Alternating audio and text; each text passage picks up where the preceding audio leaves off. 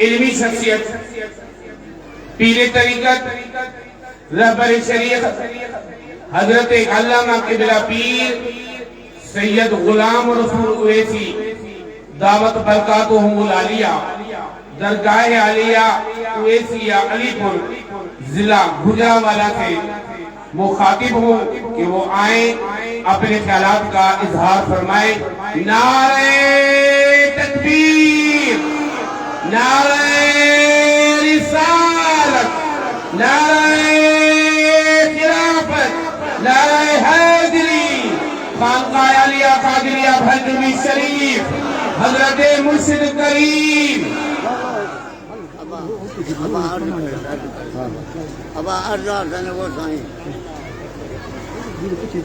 بسم اللہ الرحمن الرحیم، اللہم صلی علی محمد وعلی آلہ وعطرتہ بعدد کل مخلوق لکا۔ ذی وقار علماء کرام،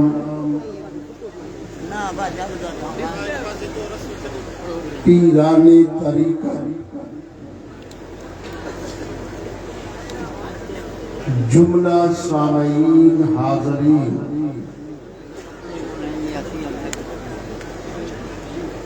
درگاہ عالیہ قادریہ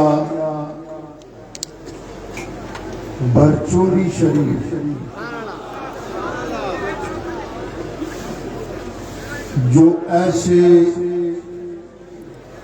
مرد کلندر کی درگاہ ہے جنہوں نے ترویج اسلام کے لیے اور یہاں کے باسیوں کو اسلام کی تعلیمات پہنچانے کے لیے دن رات کوشش فرمائی،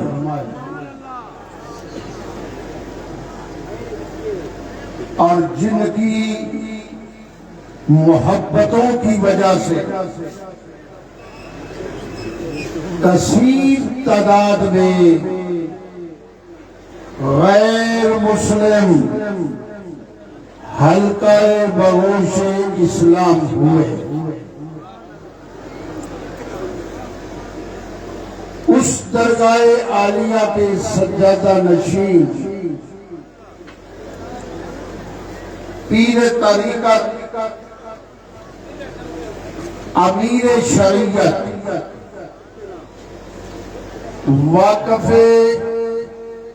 رموز معرفت و حقیقت حضرت قبلہ الحاج پیر میاں عبدالخالق قادری اپنے آباء و اجداد کے اس سلسلہ دینیہ اور روحانیہ کو آج بھی عوام الناس تک پہنچا رہے ہیں۔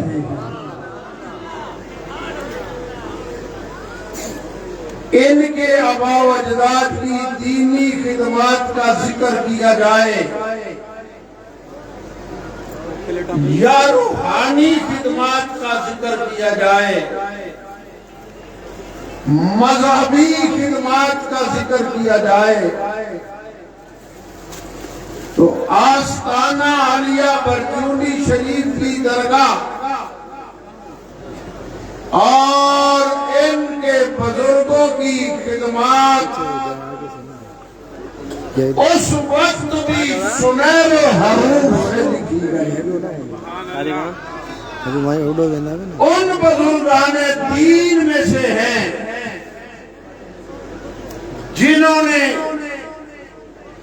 اسلام کی سربلندی کے لیے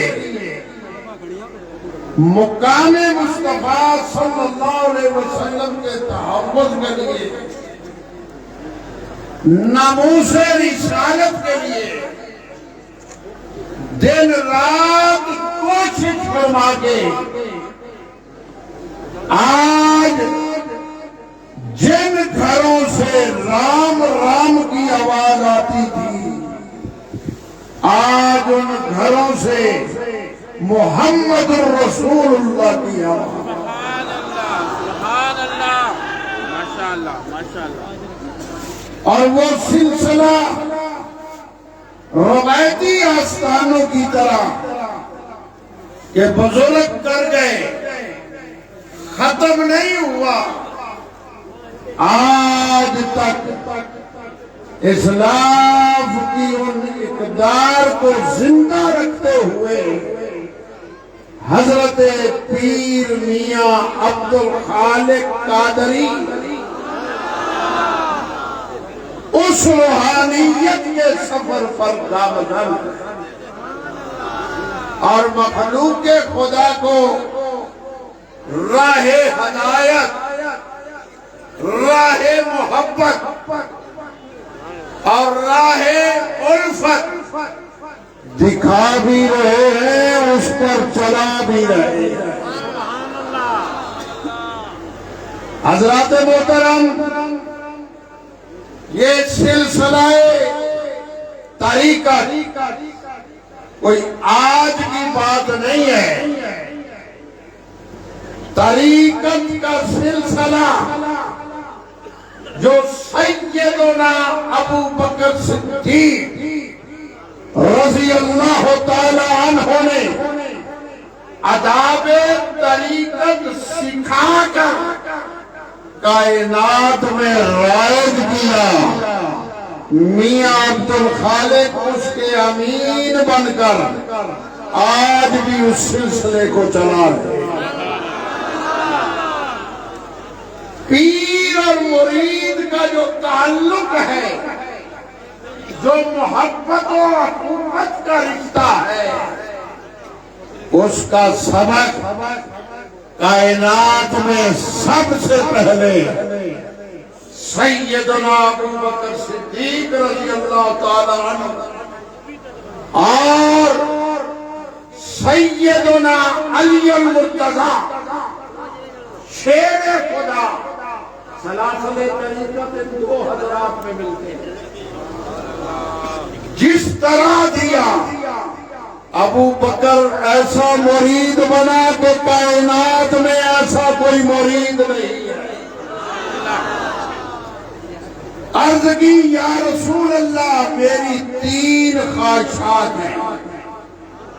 یہ ماہ جمادی الثانی حضرت ابو بکر صدیق کی یاد دلاتی ہے. بلند آواز سے بولو سبحان اللہ. عرض کی یا رسول اللہ میری پوری کائنات 3 خواہشات ہیں. آنکھ میری ہو چہرہ مصطفیٰ کا ہو. اور یہی فنا فی شیخ ہے. جو فنا فی شیخ کا سبق ہے نا وہ یہ ہے کہ ہر وقت پیر کے چہرے کی زیارت کرنا اور اس کو اپنے تصور میں رکھنا اسے تصور شیخ کہتے ہیں. جب بندہ پکا ہو جاتا ہے نا تصور شیخ میں تو پھر اس کا درجہ ملتا ہے فنا فی شیخ. اس کی گفتگو میں شیخ کا اثر ہوتا ہے اس کی بات میں شیخ کا اثر ہوتا ہے اس کے کردار میں شیخ کا اثر ہوتا ہے. ہم حقیقت میں پیر مانتے ہی نہیں ہیں. ہمارے پیر ماننے کی آخری سطح یہی ہے کہ حضرت صاحب میری بھینس دودھ نہیں دے رہی دعا کرے کہ وہ دودھ دے دے. پیر کا جو اصل مقصد ہے وہ ہے مرید کو پکڑ کر رجوع اللہ کرانا، صرف یہ نہیں، رسول سے ملاتے ہوئے اللہ سے ملا دینا۔ یا رسول اللہ آنکھ میری، چہرہ آپ کا۔ دوسرا عرض کیا یا رسول اللہ مال میرا۔ توجہ ہے؟ سبحان اللہ، سے لوگ کچھ بیدار تو نہیں ہوگا۔